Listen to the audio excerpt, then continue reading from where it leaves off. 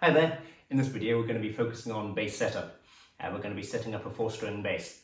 This bass was actually given to me and I'm going to actually give it on again to a school. But the setup on it is so bad I thought it would make a good opportunity to do a video on bass setup. So we can go over the truss rod, the nut height, the action height and the intonation and also the pickup height. So we're going to cover all those things in this video and now let's get started.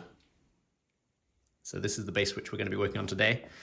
This is a bass which is made by a company called Black, which is not a brand I've heard of before, but you can see it's largely based on a work style instrument. It's a bit like a work thumb and it's a neck through like that too, and the headstock is also very much that sort of shape. But this was kindly donated to me by a friend, but I'm going to kind of pay that forward again and give this to a school after I've given it a full setup, and hopefully then some students at that school will get thoroughly addicted to bass just like me, and that will kind of develop their love for bass. But you can see there's quite a lot of grime on the fretboard and the frets themselves are very corroded, so we'll give them all a good polish and get all this dirt off there. And on the setup side of things, it's got an extremely high action. You could drive a bus under there. It's about 6mm there, so hopefully that will be able to come right down as well. But before we get started properly, we're going to plug it in and make sure everything works on it at the moment. So let's do that now.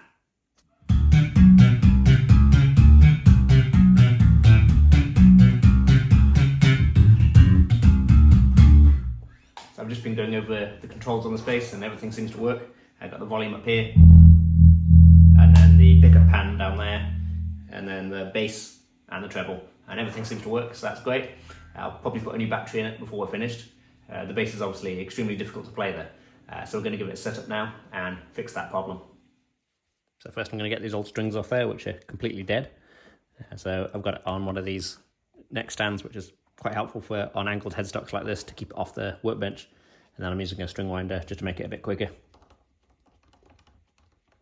There's not many wraps on these tuners, so they're going to come off very quickly.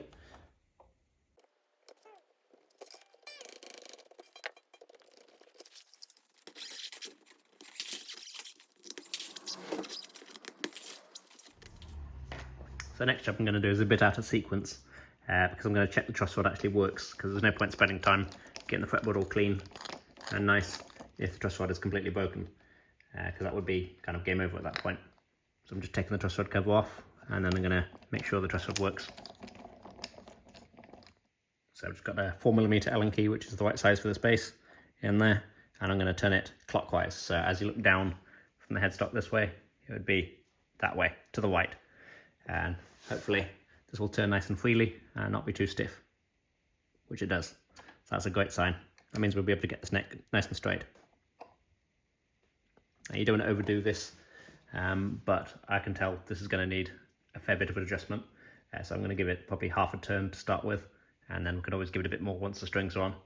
But I can tell it's going to be okay by how it feels. So now we know the truss rod works, we can move on to cleaning up the fretboard. And you can see this has got some quite thick layer of dirt on there. So I'm actually going to use this, which is a Stanley knife blade, or razor blade also works well. And I'm going to not press in at all, just kind of glide it across the surface. And you can see that's removing that top layer of thick dirt.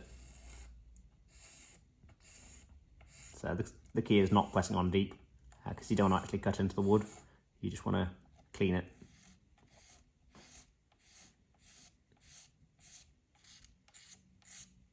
And once I've done with this, I will scrub the whole board with oil and also polish the frets as well.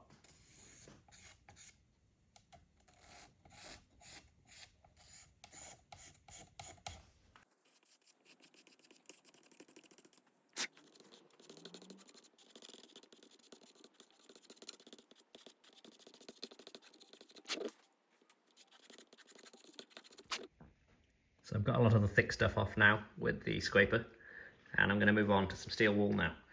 But before I use the steel wool, it's important to mask off the pickups, because obviously the steel wool will make steel wool fragments which will stick to the pickups and potentially get inside them and cause problems. So it's a good idea to mask those off, and also keep a magnet nearby to collect any stray bits that get off there. So that's what we're going to do now. We're going to start off with the steel wool, and then we'll move on to the oil, and the steel wool will also polish the frets because they're in desperate need of a polish. So that's what we're going to do now. So a lot of people don't like steel wool because of the problems it can have with leaving bits of metal everywhere, and I normally don't use it in the shop much at all, but for jobs like this it really is the best because you're trying to polish the frets and the fretboard, and it does a great job of both of those. But I do always keep going in the direction of the grain. Some people will go across the grain and it will leave scratches and look unprofessional. So it's a little bit more tricky sticking with the grain, trying to get into everywhere, but it does look a lot better in the end. After I polish these frets with steel wool, I'll follow up with a polishing compound as well to get a bit of extra shine out of them as well. So I've now moved on to oiling the fretboard, and this is just a case of putting a little spot on each fret. You don't want too much on there, and then spreading that about to make sure the fret is covered completely. Once it is, I'll leave it like that for probably 5 or 10 minutes and let it soak in.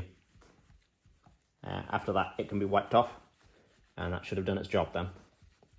The oil I'm using on this one is boar oil, which is the type of oil they use on woodwind instruments, such as clarinets.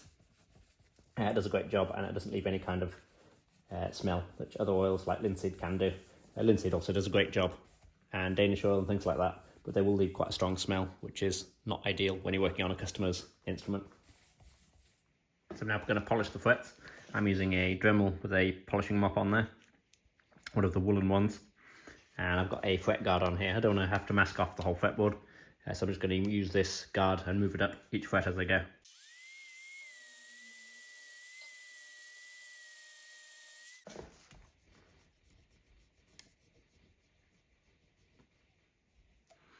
And hopefully you can tell that's a lot shinier than the other ones now.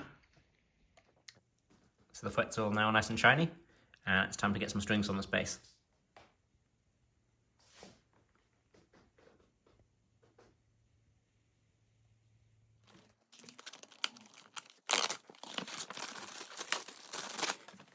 So for this diameter of tuner post, which is fairly small, I like to allow about 75mm beyond the post of string, and I can cut it there.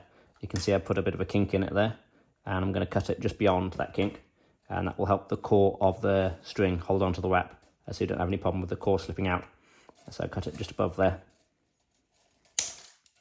If these posts were wider, such as like on a Fender bass, I would want to allow probably 10cm then, maybe a bit more, maybe 11, because the post on those are much wider than these. These are only a narrow post. But this 75mm should allow approximately 3 wraps around this post, which is my favourite number for that.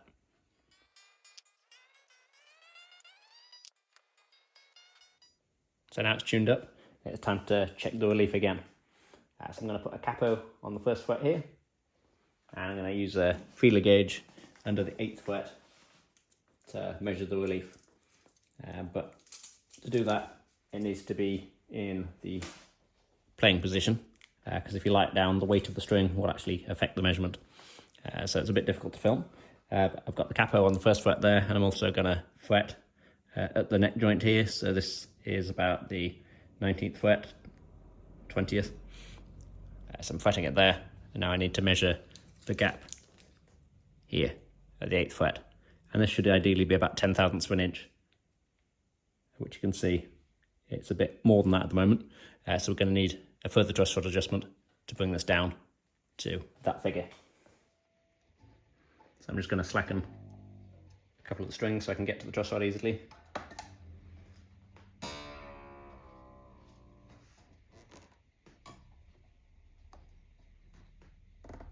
And then it's just as we did earlier before we had the strings on. So this is the same Allen key, 4mm. And then I'm going to make sure it's all the way in there so there's no danger of damaging it. And then give it a little bit of a turn this direction. And if it feels a bit stiff, we can slacken the string tension off a bit more, but it feels okay at the moment. So I'm going to now remeasure, and hopefully we'll be in the right ballpark now.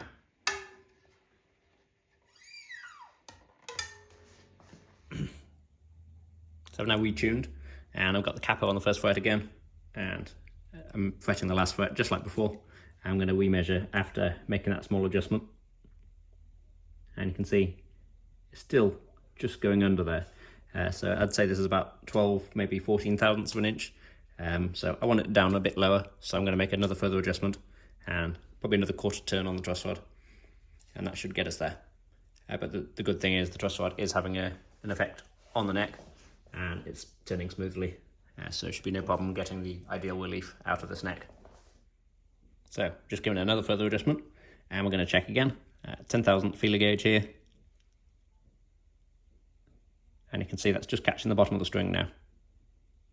So we've got a 10,000ths relief, which is what I like on bass. You can go a little bit more than that, and a tiny bit less if you've got a light touch, but that's kind of my favourite figure for the relief. So we've got that set now, and we can move on to the nut height and the action and the intonation. So now we're moving on to the nut slots. I like to do the nut slots after setting the relief in the neck, because the relief in the neck has a direct effect or impact on the height of the nut slots, because this first fret will actually drop with too much relief or raise with too little. So if you had a back bow in the neck, this first fret actually comes up there, and that obviously is going to throw off your measurement from the nut. So it's always a good idea to set your relief first. And you can see on this case, this is about ideal. You can measure it, and you want about 4/1000ths of an inch clearance if you fret the third here, and then you're looking for that clearance above the first fret in the string there. And you can see the tiny bit, you hear that little tap noise, that's it going down, the string going down and hitting the fret. If this was already on the fret, like this, you can see there's no noise there, and that means it's too low. But it's neither too low nor too high on this string. But on the A string, you can see how much that's going down compared. There's too much clearance there.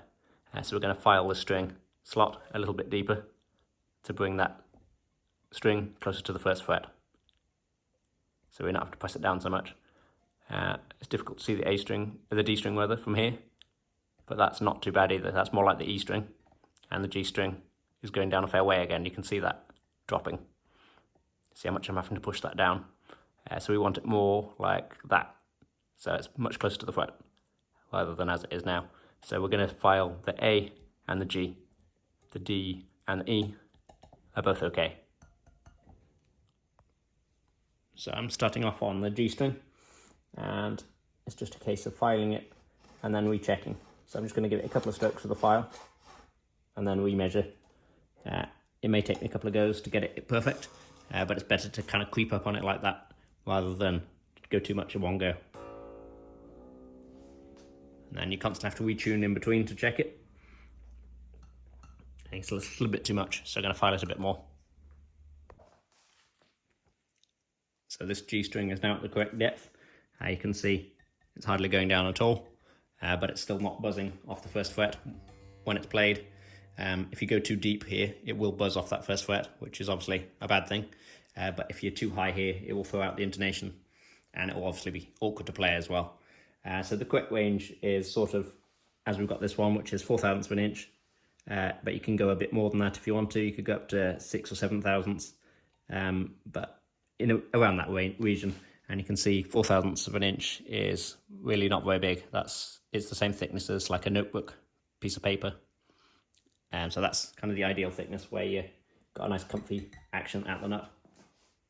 So it's just a case of creeping up on that with the files until you've got the correct measurement. And you can see this is nice and consistent across the nut now, so it'll feel great to play. We're going to move on to the action height now. So now we're going to set our action height. Some people will measure the action height at the 12th fret. That's a popular way of doing it. But when you measure the action at the 12th fret, you're actually getting a combination between the relief in the neck and the action height. Whereas what we're doing now, we're just setting the action height because we've already done our relief. We're treating them as two separate things. Whereas measuring at the 12th fret is a combination of both of those.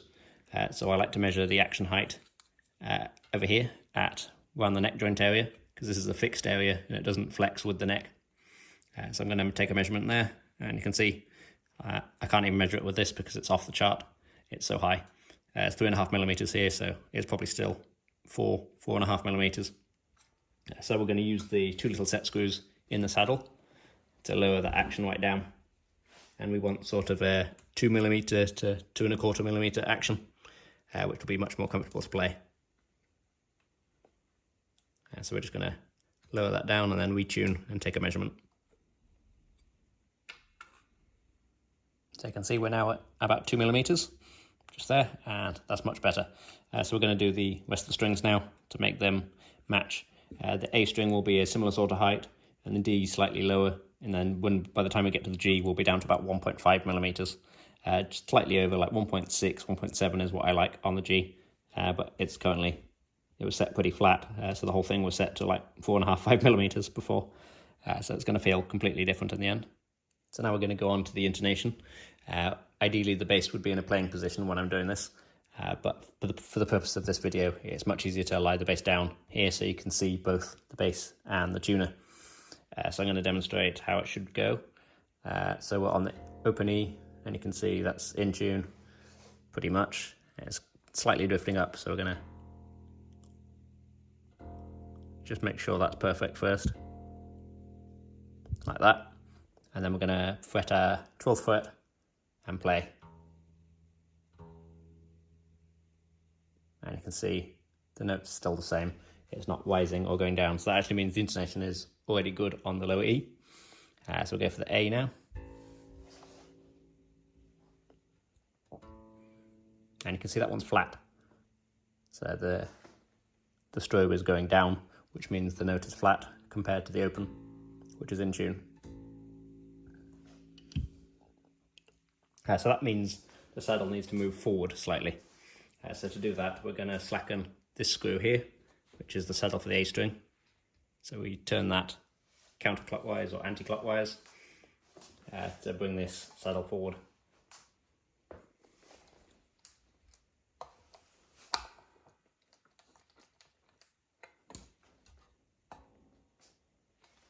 So that might be enough. It was only slightly out. We'll give it another check now.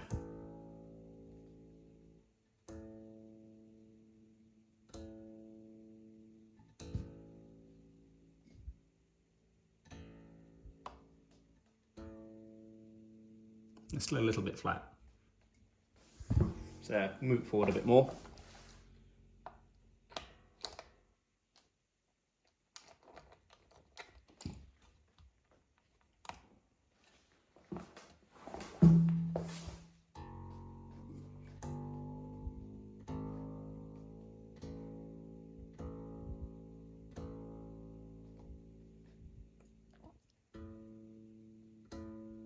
And you can see that's better. It's not strobing in any direction now, it's nice, central.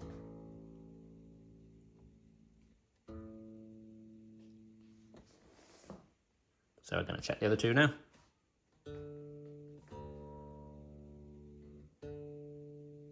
The D is also a little bit flat, so I'll move that one forward. And the G is pretty much perfect, I think.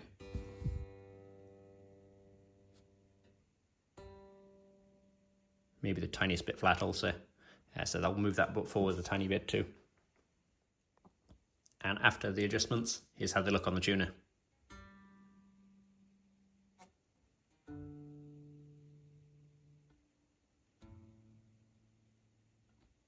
So for the final part of the setup, we need to set the pickup heights.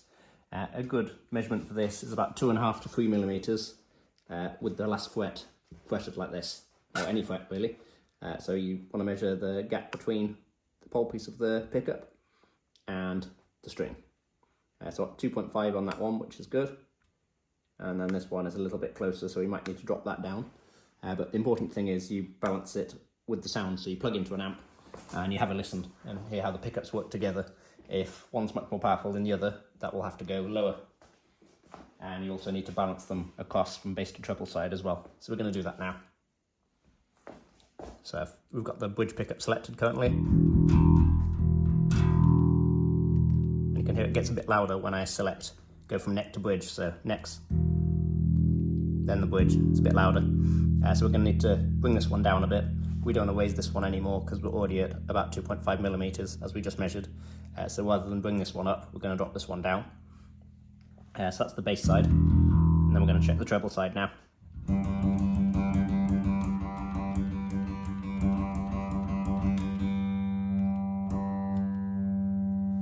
And that's actually quite even, so we can leave that at the moment and concentrate on the bass side. Because this is a Music Man style pickup, it's also got 2 screws to control the slant of the pickup too. You want an equal gap at the front of the pickup and the back as the back. So the string runs down at this angle, so you can match that angle with the pickup rather than having it just completely square.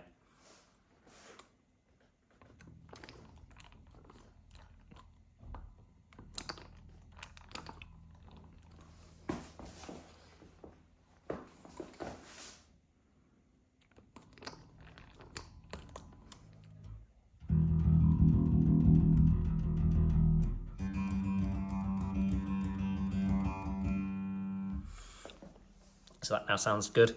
I don't know what it sounds like through the camera mic, but in person there's a nice balance, and one pickup isn't louder than the other, so they're both nice and usable.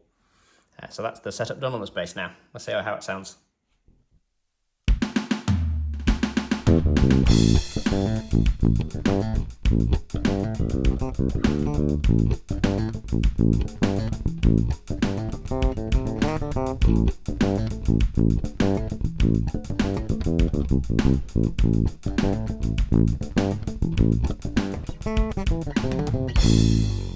So this bass is now nicely set up and it's playing and sounding good, so it's time to donate it to the school, where hopefully some kids will get some great use out of it and have fun with it, and hopefully they won't trash it too quickly. But that concludes this video now. I hope it's been useful for you. If it has, please do leave me a like, and if you'd like to see more content like this, don't forget to subscribe. Thanks again for watching, and I'll see you on the next one.